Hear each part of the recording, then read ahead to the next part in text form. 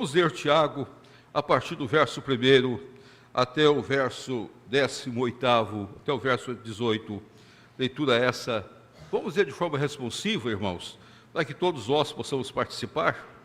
Tiago, servo de Deus e do Senhor Jesus Cristo, as 12 tribos que se encontram na dispersão, saudações. Tiago era um homem que estava em Jerusalém, então a sua carta é dirigida ao povo de Jerusalém e dirigida aos judeus. Verso 2, os irmãos.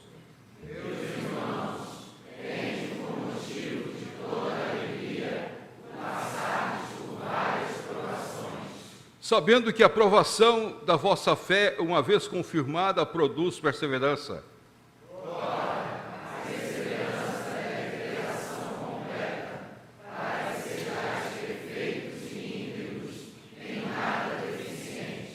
Se, porém, algum de vós necessita de sabedoria, peça a Deus, que a todos dá liberalmente, e nada lhes impropera, e ser-lhe-á concedida.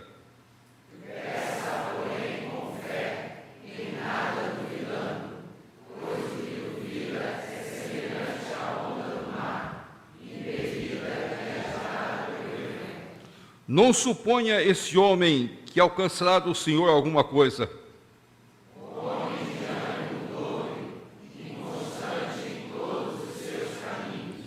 O irmão, porém, de condição humilde, glorie-se da sua dignidade. E o rico na sua insignificância, porque ele passará com a flor da erva.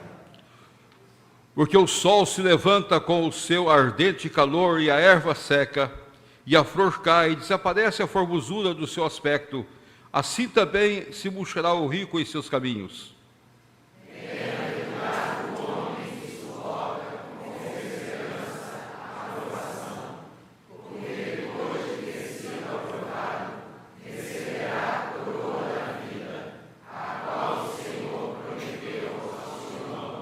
Ninguém, ao ser tentado, diga, sou tentado por Deus, porque Deus não pode ser tentado pelo mal, e Ele mesmo a ninguém tenta.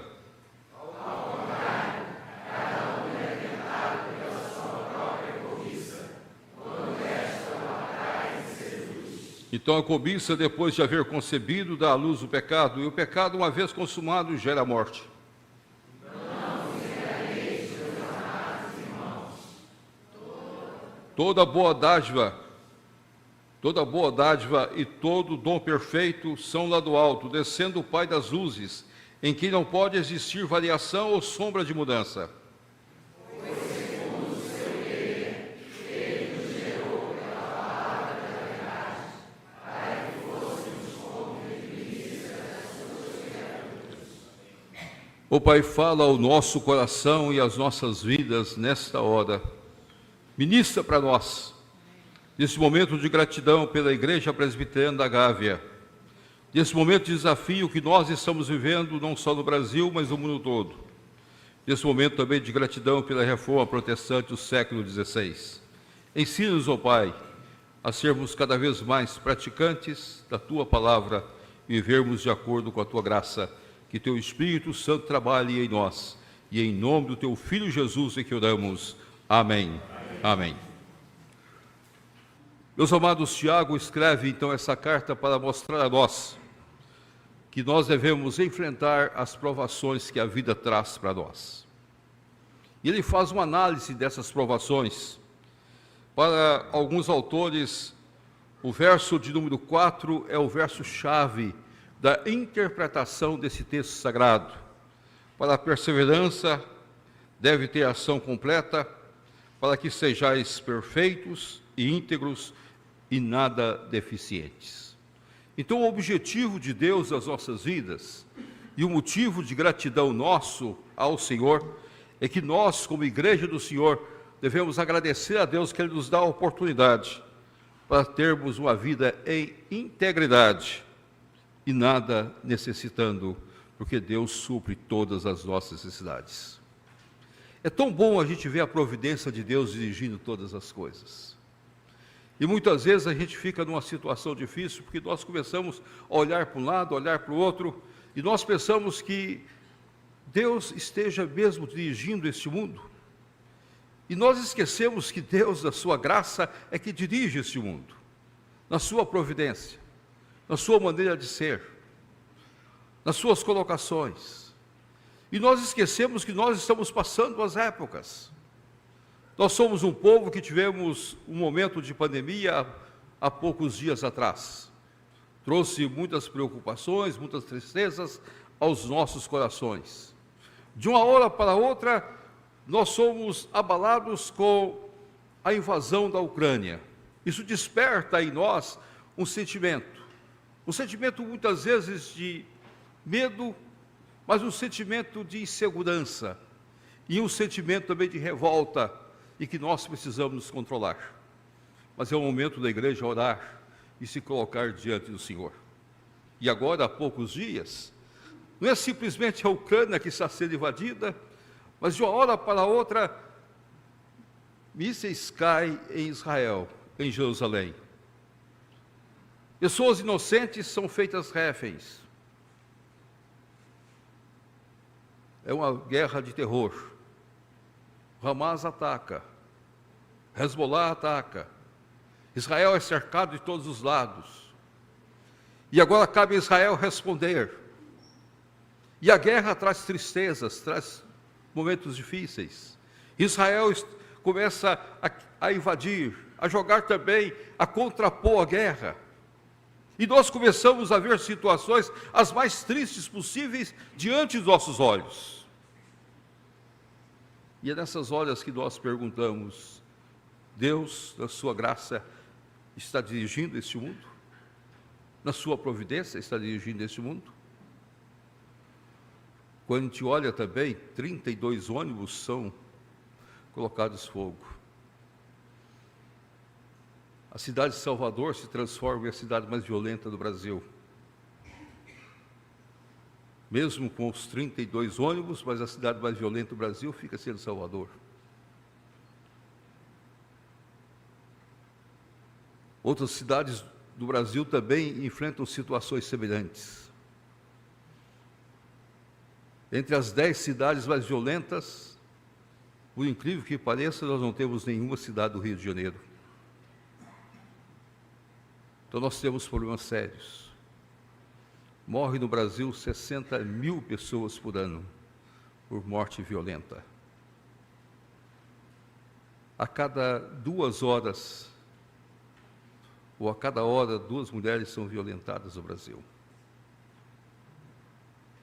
O mundo perdeu o seu sentido. E aí, nessas horas que nós fazemos a mesma pergunta: onde está Deus? Onde está a sua providência? Como Ele está trabalhando?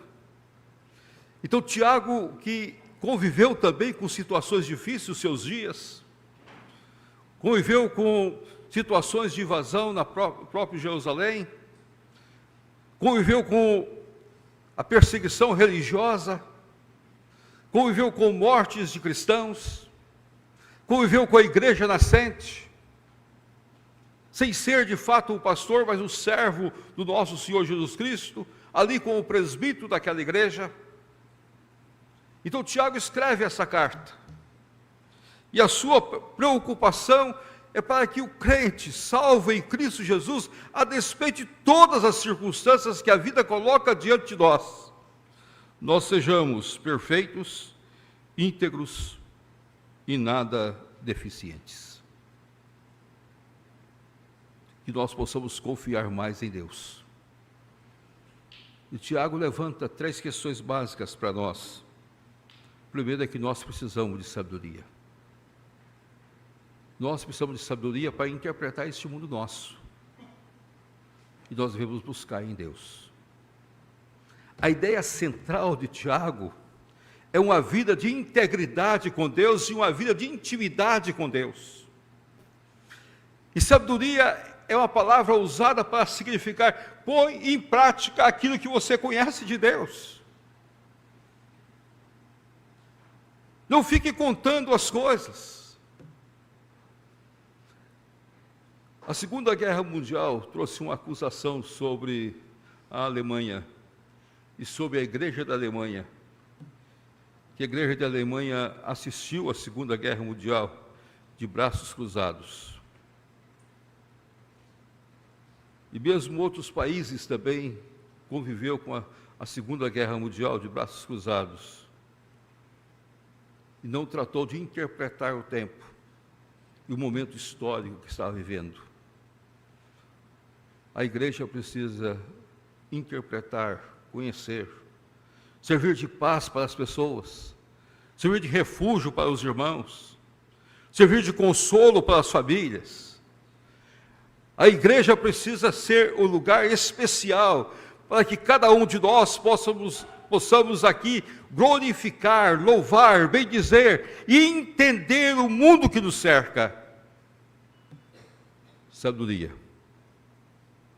Mas nada duvidando, porque uma das coisas que o inimigo faz é colocar dúvida no nosso coração.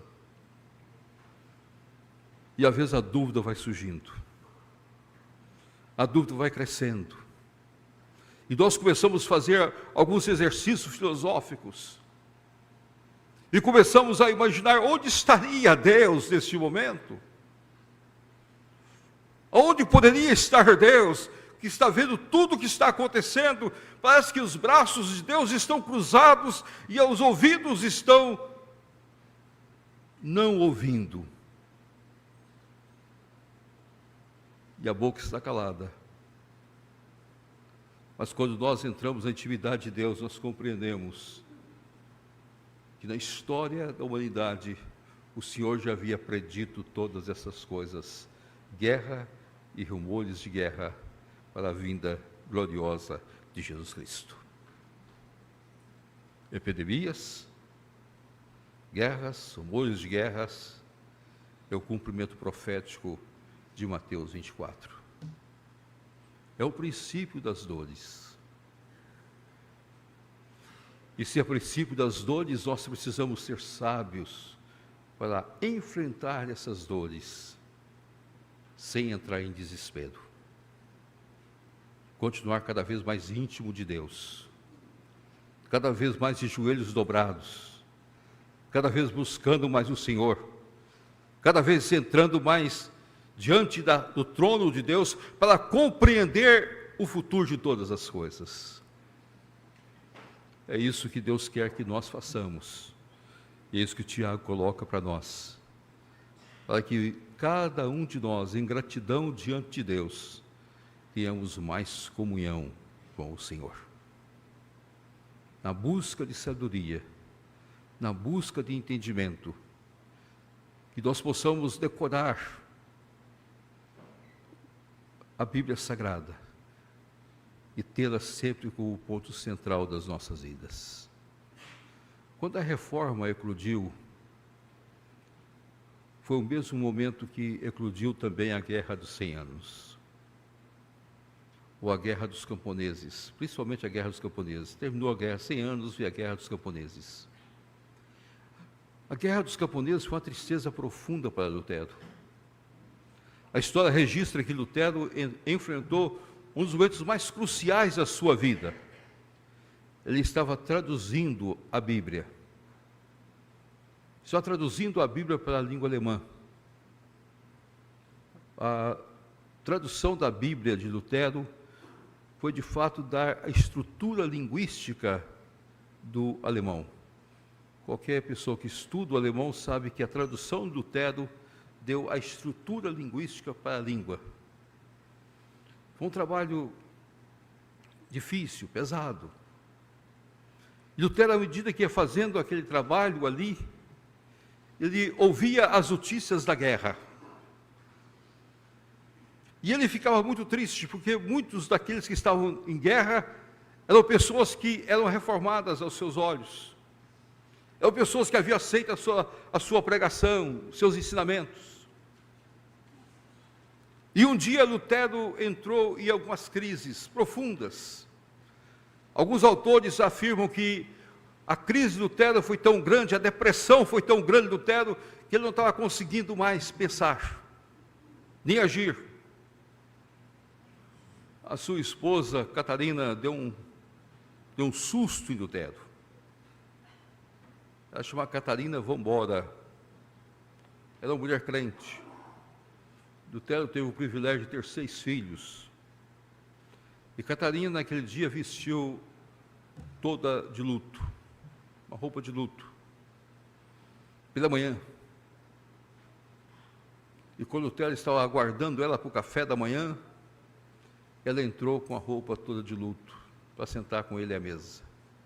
E olhou para aquele quadro, olhou para sua esposa e disse: por que está assim? Por que está de luto? Quem morreu? Quem foi sepultado? E Catarina usou uma expressão que ficou narrada na história, uma das expressões mais profundas. Ela disse: Deus morreu. O Deus que você prega morreu, Lutero. Você perdeu a fé. Naquele momento foi um choque para Lutero. Ele entendeu que Deus, a sua providência, mandou a sua esposa se colocar naquele momento, para que ele pudesse entender uma coisa: a despeito da guerra, a despeito das lutas, a despeito das batalhas, a despeito de qualquer circunstância,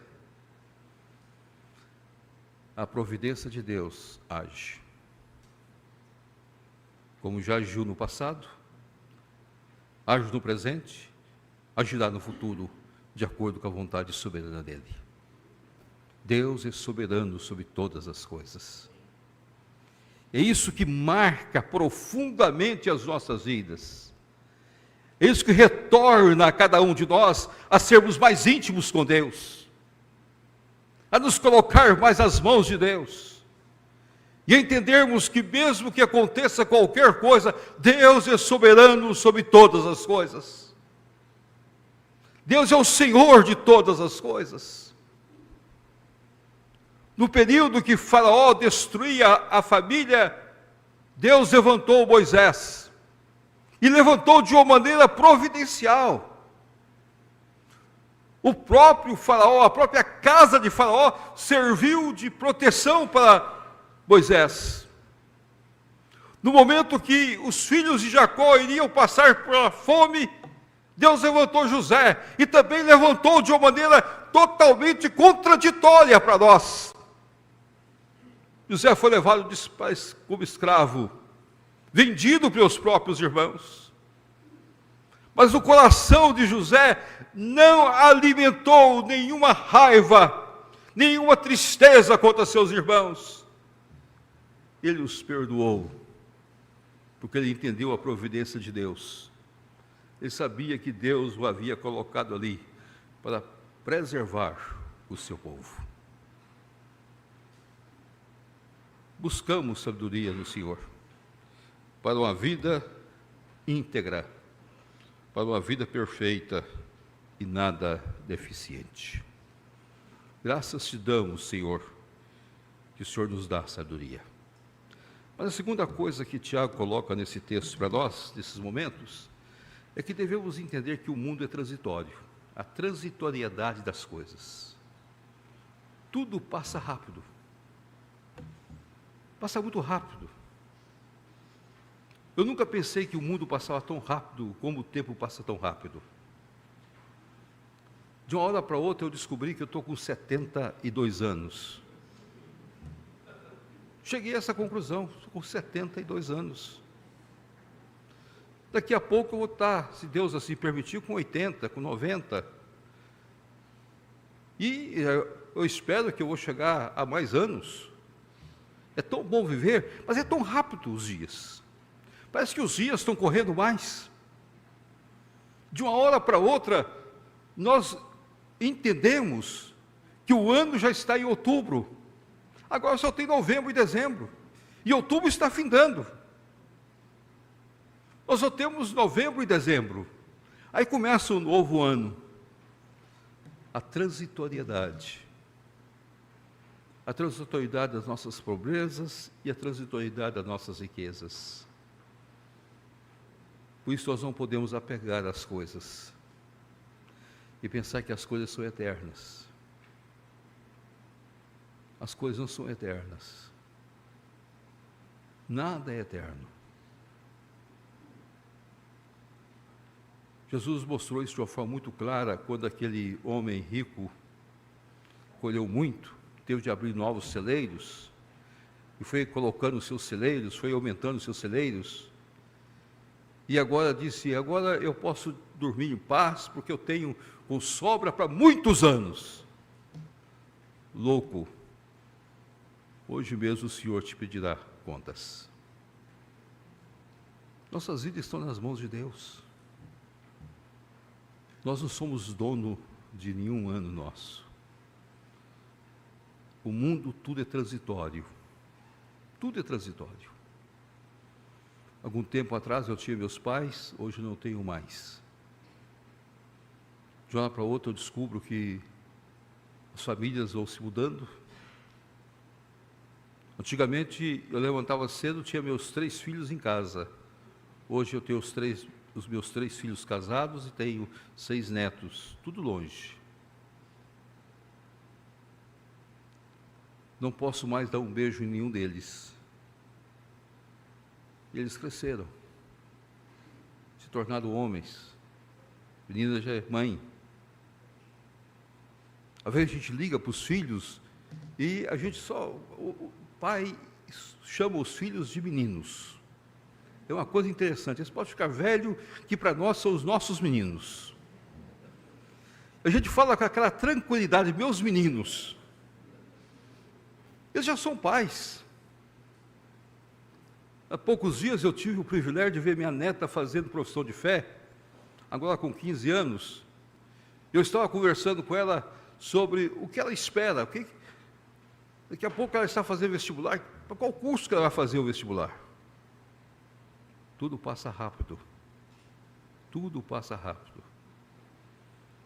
E eu bati no ombro dela e disse: faça geriatria.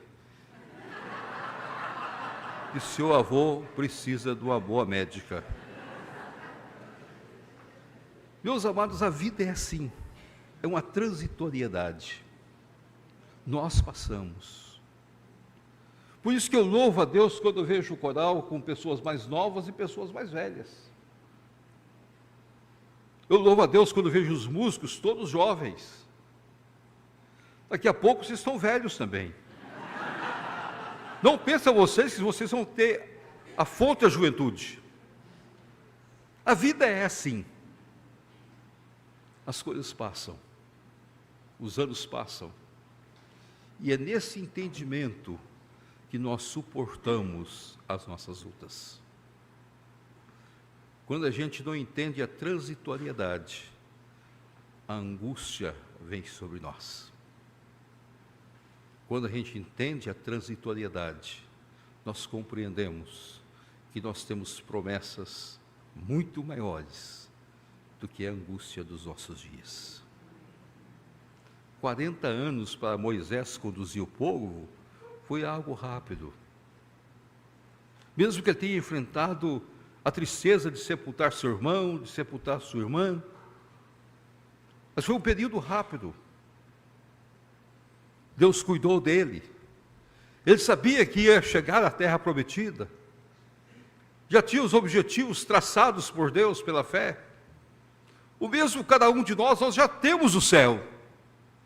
Nós somos transitórios, caminhando para o céu, caminhando para a mansão celestial, caminhando com alegria, porque a perseverança não é nossa, mas é do próprio Deus que traz em nós a perseverança. Nós não perdemos a salvação. E essa é uma das garantias que a reforma protestante do século XVI trouxe para nós. Quando Calvino, ao fazer a sua teologia, a interpretar os textos bíblicos, trouxe para nós a ideia da eleição eterna, que muitas vezes é discutida por nós. Mas a eleição eterna é calcada em um princípio de Efésios capítulo 2. Porque Deus é que nos perdoa os nossos pecados. Somente Deus é que dá graça a nós. E somente Deus dá segurança a nós.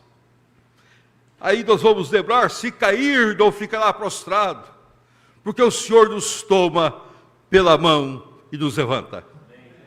É isso que nos alegra. Toda vez que eu saio de casa, minha esposa pergunta: vai tudo muito bem, vai muito bem. E se eu não voltar, saiba que eu estou no céu. Eu vou estar lá te esperando. Nós temos de entender qual é o projeto de Deus nas nossas vidas. Tudo é transitório, meus amados. Tudo passa e nós voamos. É a relva, de uma hora para outra, não é relva mais. É o orvalho, de uma hora para outra, ele já se desfez. É muito bom entendermos a maneira que Deus trabalha, a maneira que Deus faz todas as coisas. Porque o sol se levanta como ardente calor e a erva seca, e a sua flor cai, e desaparece a formosura dos seus aspectos. Assim também se murchará o rico em seus caminhos, quem confia somente nos seus bens. Aqui não é só o rico em riquezas materiais, mas tem muitos pobres que acham que confia mais naquilo que tem. Qualquer pessoa que confia nos seus bens, qualquer pessoa que de fato pensa que o materialismo é a sua riqueza, se destrói. A nossa riqueza é Jesus Cristo. O nosso tesouro está no céu. E nós já o temos aqui. Viva o céu hoje. Quando chegar na sua casa, na hora do almoço, ou no restaurante, se for almoçar, almoça lembrando o seguinte: eu já estou no céu. Eu já estou no céu. Então a comida fica muito mais gostosa. A comida fica feliz. Há poucos dias eu estava na Coreia. A comida coreana tem muita pimenta. E eu disse para minha esposa: vamos comer essa comida como nós já estivéssemos no céu. E a comida era gostosíssima. Era alguma coisa especial. De uma hora para outra eu descobri que a comida coreana é a comida mais saudável. Não tem sal, só tem pimenta. E você consegue equilibrar essas coisas com maestria. E é gostoso, é saborosa. E por incrível que pareça, eu aprendi uma coisa. Na Coreia o arroz vem no final. Depois de você ter comido tudo, aí aparece uma cubuquinha de arroz, que é um tipo de uma papa, sem sal, sem manteiga. Aí vem um tipo de uma sopa para você despedir, você vai misturando aquilo e é muito gostoso. Por quê? Porque o arroz para eles é o símbolo da continuação da vida. O país só existe porque o país aprendeu a produzir arroz. Faz tudo de arroz. É o símbolo da continuação da vida. Nós temos de olhar aquilo que Deus tem colocado para nós. Não há nada igual à comida brasileira e não há nada semelhante às coisas que Deus dá para nós nesse país. Vamos valorizar. Tudo é transitório, mas vamos nos alegrar olhando para o céu. A terceira coisa que o texto traz para nós, de forma bem rápida, é que não vamos pensar que Deus é que tenta nós. O inimigo usa situações para nos tentar. Mas muitas vezes as situações são frutos da própria cobiça humana, do desejo humano de ter as coisas. O ser humano, ele vive dentro de uma balança. De um lado está o ter e do outro lado está o ser. E quando nós inclinamos para o ter, a cobiça nos domina. Quando nós inclinamos para o ser, nós entendemos que o nosso caráter é que é mais importante. E a vida cristã, ela vive sempre do ser e nunca do ter. É no ter que o inimigo tenta. É no ter que o inimigo começa a colocar algumas coisas diante para nós. É no ter que nós não aprendemos a ser gratos por aquilo que Deus, na sua grandeza, põe diante de nós. Porque muitas vezes nós olhamos para o ter e achamos que nós poderíamos ter mais. E a gente não alegra com aquilo que nós possuímos. Aquilo que Deus tem colocado diante de nós, aí a cobiça vem sobre nós. Não cobiceis, não tenhais inveja. Não busqueis aquilo que é do outro. Mas às vezes a gente gostaria, a gente não consegue. A gente não consegue guardar isso. Eu tenho tantos pares de sapato, eu poderia ter mais. Você só tem 2 pés, para que você quer mais sapato? Mas as pessoas têm essa mania. A cobiça destrói. Sempre vai destruindo as nossas vidas. E nós nunca ficamos satisfeitos. Nós nunca entendemos a alegria das coisas. Eu gosto muito de futebol. Se existe alguma coisa que eu gosto, é do futebol. O meu time sempre foi um time que traz muitas alegrias. Tem dia que ele perde, tem dia que ele ganha. Agora, depois de 30 anos, nós temos possibilidade de ganhar um campeonato. Tem 30 anos nós estamos esperando. Podemos ganhar? Podemos não ganhar também. Mas as alegrias já dadas pelas vitórias que já conseguimos, já chega. Não precisa mais nada. Então, por isso que eu sou botafoguense. Não existe coisa melhor na vida do que torcer para o Botafogo. Porque você vai só lembrar do passado. E quando chega o presente, nós vamos conseguir. Será que nós vamos conseguir? Botafoguense tem de deixar a cobiça de lado. Mesmo com 10, com 30, quantos pontos estiver na frente, há a possibilidade de nós cairmos. Então a gente tem de viver assim. Viver sempre alegre. Não importa que você torça para outros times, mas eu tenho dó dos flamenguistas. Porque o flamenguista vive doente. O time perde, ele desespera. Está sempre desesperado. Sempre entrando em crise. Porque ele cobiça tanto, que quer tanto título, que não consegue lembrar que tem que dar título para os outros. Meus amados, nós temos de aprender a distribuir. Mas é gostoso brincar assim. Mas é a cobiça a pior coisa que existe na vida. Nós precisamos ser gratos. Gratos pela igreja que nós temos.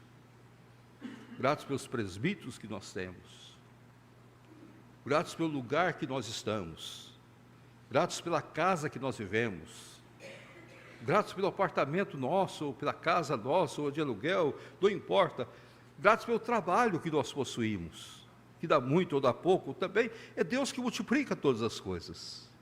Fui moço e agora sou velho, jamais vi o justo desamparado, ou a sua descendência a mendigar o pão. Isto é bênção de Deus. Bênçãos preciosas do Senhor, e Deus, na hora, trata-nos de acordo com a sua palavra. E por último, Tiago nos ensina que o bem vem da prática da palavra. Pratique a palavra. A reforma protestante do século XVI não fora um redescobrir da Bíblia como muitas pessoas pensam. Porque a Bíblia já é lida na reforma. Você vai encontrar muitos pré-reformadores que leram a Bíblia. Você vai encontrar que muitas pessoas liam a Bíblia. O que Deus fez à sua providência foi algo, sinceramente, diferente. Deus, pela sua graça, levou Lutero. Lutero era um homem angustiado sobre a salvação. Onde eu posso encontrar um Deus gracioso? Lutero nasceu em 1483 e morreu em 1564. Não, 1546, desculpa. 1546 e nasceu em 1483. Mas era um homem que procurava Deus, e quando morreu um amigo dele, ele foi para um mosteiro agostiniano. Mas esse mosteiro tinha um homem diferente, chama Staupes. É um homem que a história pouco fala dele. Mas era um homem profundamente estudioso das Escrituras Sagradas. Esse homem levou Lutero a estudar a Bíblia. levou Lutero a dedicar as Escrituras. Aí Lutero tornou-se professor de Gálatas, de Efésios, de Salmos. Há alguns autores que chegam a afirmar que Lutero decorou todos os salmos. Ele sabia os salmos de cor. E Lutero cresceu nas Escrituras Sagradas. Em 1514, Lutero defende a sua tese de doutorado em Bíblia. Se torna doutor em teologia naquela época.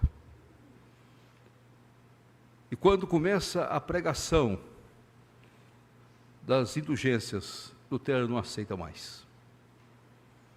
Aí ele revolta-se. Ele publica as 95 teses.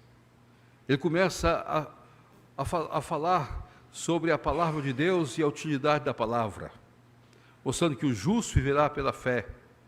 Pela graça sois salvos mediante a fé. Isso não vem de vós, é dom de Deus, não de obras, para que ninguém se glorie, as quais Deus preparou para que andássemos nela, de antemão preparou para que andássemos nela. É bom a gente entender isso. Mas houve uma dieta, chamada dieta de Worms, que foi o divisor das águas, em 1521, 4 anos após a publicação das 95 teses. Lutero lá estava. Ele foi o único reformado que lá estava. Foi colocado todos os livros que ele já havia escrito, Cativeiro Babilônico e todos os demais livros que já havia escrito, foi colocados todos à frente dele. O representante do Papa, o cardeal Cartejano, ou Caetano, ou Cartejano para alguns, levantou-se a seguinte proposta. Lá estava também aquele que representava o rei Carlos V, que era o rei do Império Sacro Romano naqueles dias, e levantou a seguinte tese para Lutero: você pode se arrepender, nós anulamos tudo, e você volta para a Universidade de Wittenberg, continua seu trabalho, continua sua pregação, seus estudos, continua licionando ali naquela universidade, e tudo está pronto, só você dizer que tudo que você escreveu, você se arrepende. Lutero pediu um dia, e aquela noite foi a noite mais tenebrosa da vida de Lutero. A história registra que Lutero passou a noite toda guerreando com os demônios, guerreando com as dúvidas, levantando 1001 questões. Você pode ficar em paz, você não precisa entrar em guerra, você pode entrar numa situação amigável sobre todas as coisas. Lutero levantou de manhã, angustiado, todos esperavam a sua retratação. Ele se colocou diante de todos, na dieta de Worms, e disse: eu não posso voltar atrás em nada, eu não posso retratar em nada, a não ser que alguém me prove pelas Escrituras Sagradas que eu estou errado. Naquele momento foi o divisor de águas da reforma. A Bíblia, e somente a Bíblia, é que trata de todas as questões das nossas vidas. Não é a igreja. Quando nós fazemos nossa profissão de fé, nós prometemos uma coisa: obedecer às autoridades constituídas. Mas existe um ponto central: enquanto elas forem fiéis às Sagradas Escrituras. Se um dia as autoridades da igreja fugirem da Bíblia, nós não temos a obrigação de obedecê-las. Lutero, naquele dia, fez a reforma, e a reforma foi a palavra de Deus. Por isso que o texto sagrado de Tiago traz isso para nós: por segundo o seu querer, ele nos gerou pela palavra da verdade, para que fôssemos como que primícias das suas criaturas. Graças te damos, Senhor, porque nós vivemos pela palavra, e somente pela palavra. Calvino veio depois de Lutero. Calvino nasceu em 1509. A reforma aconteceu em 1517. Calvino tinha 8 anos quando aconteceu a reforma. Calvino só participou da reforma a partir de 1536, quando ele passa pela cidade de Genebra, trazendo o esboço das Institutas Reformadas. e mais tarde vai publicar em 5 vezes, todas em francês. A primeira versão foi em latim. Ali começava a reforma por Calvino. Calvino veio foi chamado à presença de Deus em 1564. Há um jogo, Lutero em 1546 e Calvino em 1564. Só a troca de lugar de 2 números. É a mesma data dos dois. 2 homens usados por Deus, mas 2 homens que levantam a bandeira, que fez a reforma. A Bíblia Sagrada é a única regra de fé e prática para nós. A igreja tem 56 anos, e a igreja existe para pregar a Bíblia, para mais nada. Temos comunhão, temos amor, mas a pregação é o ponto central para todos nós que cremos em Jesus Cristo. Que Deus nos abençoe e que nós possamos enfrentar as provações, que nós possamos ser, de fato, um povo íntegro, um povo perfeito e nada deficientes, porque nós buscamos a sabedoria de Deus e Ele nos dá a sabedoria, em nada duvidamos, porque nós entendemos a transitoriedade dos dias e sabemos que tudo passa rapidamente e nós voamos, porque nós compreendemos que é a cobiça que gera pecado e que o nosso Deus está por trás de todas as coisas, na sua providência, dirigindo-nos e nos levando a compreender momento após momento, e porque a palavra, somente a palavra, é que dirige as nossas vidas. Graças te rendemos, Senhor. Amém. Amém.